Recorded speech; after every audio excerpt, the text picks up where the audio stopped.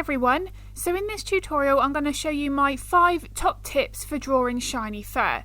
Now these tips can also be transferred to any colour based medium, so this would also apply if I was working with acrylics. So tip 1, and that is to have a smooth base layer. Regardless of any stage of the layering process, I will never have harsh lines, and this is something that I think is really important, particularly when drawing shiny fur.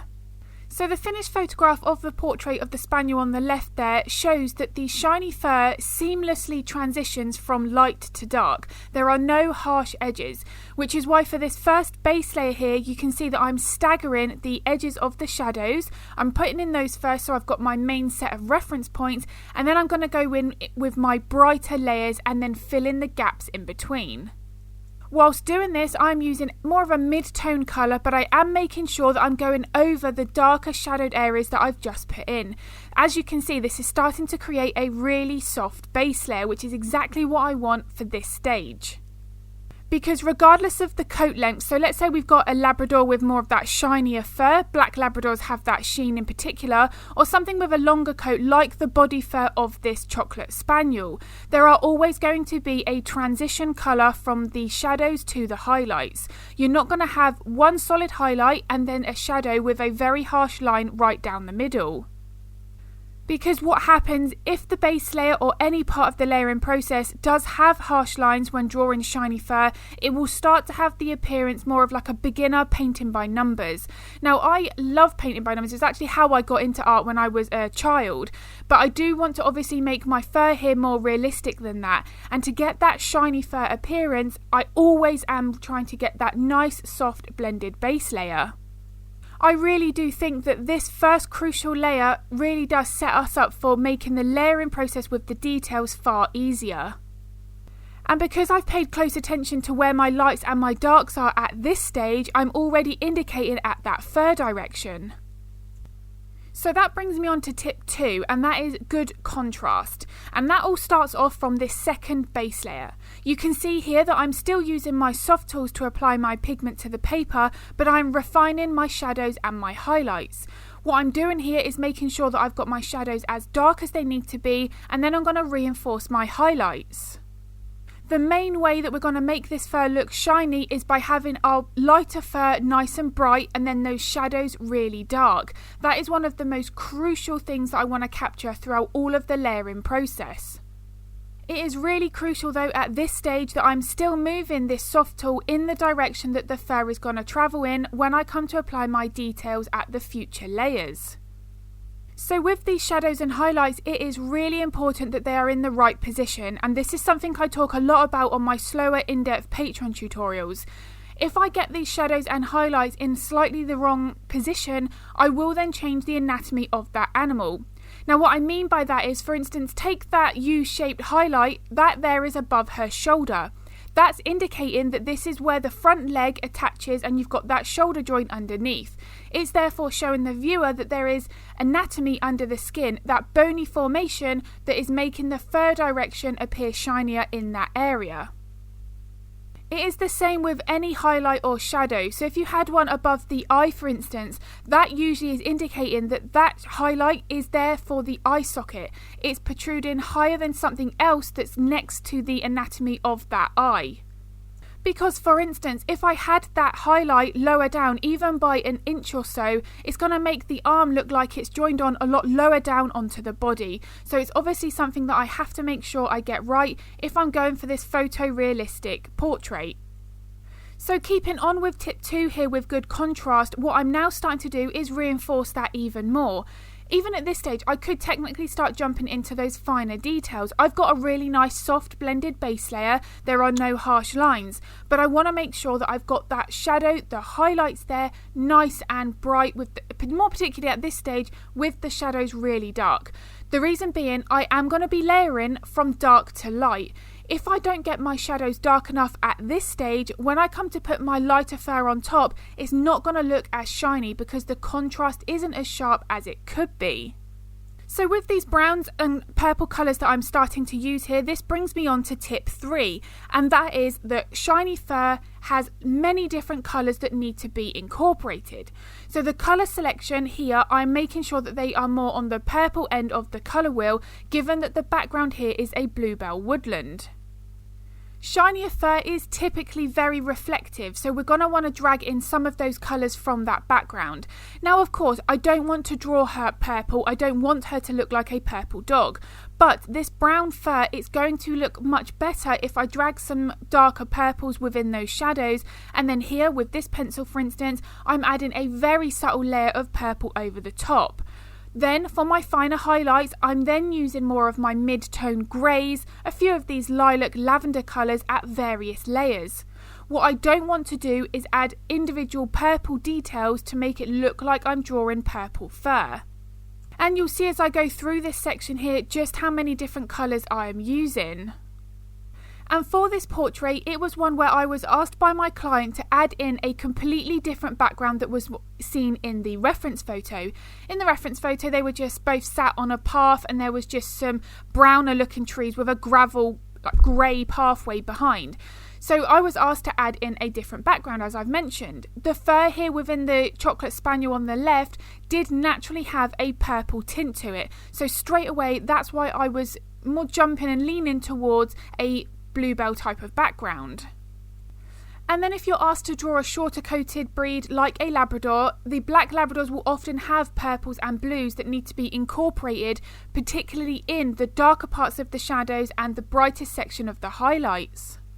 Now the exact colour isn't important. I speak about this on all of my tutorials, both on Patreon and on YouTube.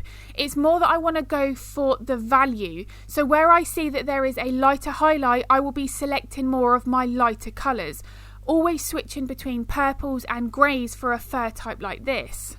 So my biggest tip when you're working on fur like this and you're trying to put in some of those additional colours, the really most important thing is use light pressure. For all of these different purples that I'm using here, it doesn't look like a bright purple, it's just a subtle version, and that's because I'm using very minimal pressure so that only a small amount of pigment will grip onto the paper at one time. The other method that I like to use, not just for shiny fur, but in general when painting realistic fur, is I want to work with glazes. And this is something that I do frequently with pastels as well. With very minimal pressure, just so that pencil is gliding over the surface, you can then put a very fine layer of that colour over the top and it will tint the details underneath. This can be a perfect solution for trying to get that colour on top of this shiny fur and create that beautiful sheen that these dogs have. So tip 4, and that is fur direction, fur length and fur thickness.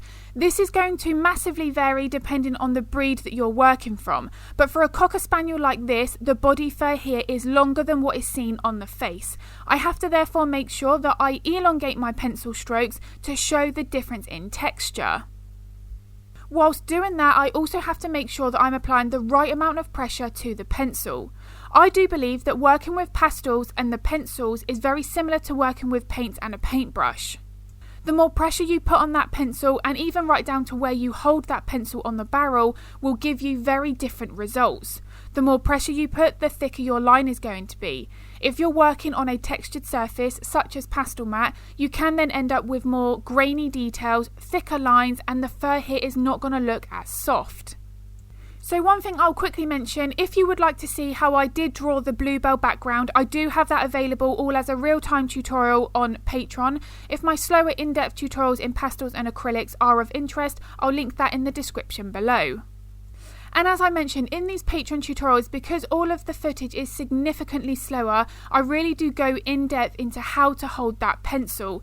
This is something that I believe very strongly can influence the type of fur we are trying to create. If I'm holding a pencil at the end of the barrel and I'm positioning my hand a little higher up, there is a reason for that, because I'm trying to create a specific type of fur stroke. So now I'm gradually building up my highlights here. I haven't jumped in with my brightest highlights first. That's very important when working with shiny fur. But you can really see how I'm now following that fur direction. Each additional layer that I'm adding, the details get more spread apart. That's allowing those darker base layers that I've built up to show through and build up more depth within the fur. And with each additional lighter layer, I am reinforcing that fur direction. Here, I am really starting to show where that shoulder blade is at the front part of her body. So of course these tips can also be transferred into just drawing any normal type of fur. I do have a video here on YouTube, my top tips for drawing fur. I will link that in the description below if that's also of interest. So tip 5, and that is don't over blend. You'll notice that only the first 2 layers there, I was really making sure that my transitions were nice and soft, all nice and graduated from my darks to my lights. Here, when I've stuck with my pastel pencils and my detailed layers, I am just following that base layer transition. I am not using my finger or a soft tool at all here to get my layers looking softer. What that will do is completely blend out your details. And this is why using your base layers and getting them nice and smooth is so important. Once I start building up this longer, shiny fur, I want to be always reinforcing those base layer transitions. If my base layers were harsher with start and stop points, and then I go and add the details as I am here, you will find yourself wanting to blend out those details to create that shiny, soft appearance. That's just going to end up making more work for yourself because obviously then you are removing your details. So what you want to be doing in some cases here is starting off your pencil stroke about a few millimeters in from where the shadow transitions into that mid-tone barrier before it rolls over to the highlight. This is going to help to make that natural transition from light to dark or dark to light in your shadows and highlights more natural. And my primary medium before I switched over to pastels was colour pencils. So the one main advantage with pastels is that beautiful ability to blend and soften out any of our layers. So it's quite tempting at various points to do more blending than what's necessary. For instance, here where I'm applying more of this burgundy Caput Mortuum colour, I am using the pencils themselves to soften out an area rather than my finger or the soft tool. Using a pencil to blend and just soften out individual pencil strokes where needed would certainly be my preference with shiny fur, particularly longer fur like this. Using the pencils, because you can be very precise with the lead there, you can only just more soften and blend that one area that you're focusing on. If you blend with your finger or the soft tool, given obviously it's a larger surface area, you will just potentially blend and lose all of that lovely shine and softness that we've been building up. So these 5 top tips are always what I use in my own work every single day, particularly as we focused on the shiny fur here. I'm now starting to layer back with going with my contrast and reinforcing more of my mid-tone highlights. Still not jumping to my lightest values, that's really important. You want to save all of those for your very last layer. The fur that looks the brightest that we notice first of all does need to be left to those last layers. If you imagine that we are stroking this dog, we would be coming into contact with the lighter shine first. So therefore that does need to be left for more of our last 1 or 2 layers. And the easiest way that I think of that is during the drawing process is if I was to put in my lightest, brightest values first, I've got nowhere to go from then. I can't build up my layers. The only way here that I'm going to build up the shine and the depth within the fur is by allowing the darker base layers to show through at various times throughout each additional layer that I add. If you're drawing any kind of fur and you think it just doesn't look like it's got the depth and realism that I'm after, it's usually because there are not enough layers in that process. And one common question that can be asked is, why don't my highlights show up? Now, one of the main reasons for that is that the base layer is not dark enough. If that layer isn't dark enough, those lighter pencils just will not show up on top because the values are too similar. So throughout all of this process, the contrast is so important. The contrast, as always, as you know, I believe is far stronger and more important than the exact colour. If we don't have that contrast accurate, the fur here is not going to look realistic. So I really hope that the tips and techniques that I've shared in this tutorial here are of use. If you're interested in more of my slower tutorials, they really do focus predominantly on the pet portrait side for those people who would like to potentially take on pet portrait commissions. I do also have plenty of wildlife subjects there as well as full-length tutorials, many focus videos as well.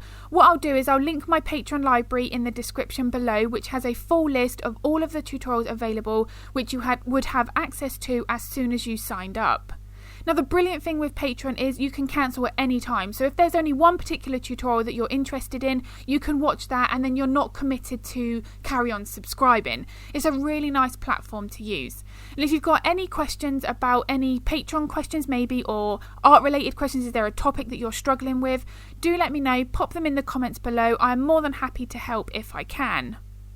So I do hope this video was of use. If it was, I would really appreciate it if you could give the video a thumbs up, because it really does help. And if you'd like to get notified of future content, hit the subscribe and the bell button.